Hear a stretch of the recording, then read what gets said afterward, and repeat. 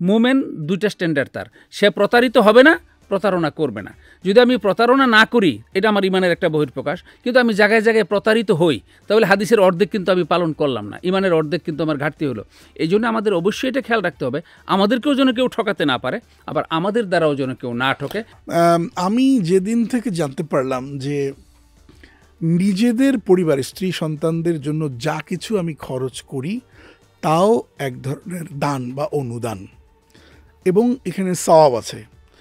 আচ্ছা, তাহলে সওয়াব যদি হয়ে থেকেই থাকে, তাহলে পরিবারের পেছনে খরচ করাও সওয়াব, আর মানুষকে দান করাও সওয়াব। তো আমি পরিবারের জন্য যখন কিনছি তো সওয়াবই তো। তো খাক না বেচারা, 10 টাকা একটু বেশি নিক, 5 টাকা একটু বেশি নিক, আমি ওই দিন থেকে একটু বার্গেনিং করি না। আমি যদি মনে হয় যে আমাকে পেয়ে বসছে, তাহলে কিন্তু আমি আবার ছাড় দিই না, যেটা আপনি আদেলের কথা বলেছেন এবং ইনসাফের কথা বলেছেন। কিন্তু দেখা যাচ্ছে সিজনটা এমন যে এখন টমেটোর দাম একসময় 80 টাকা, এখন পাওয়া যাচ্ছে 30 টাকা।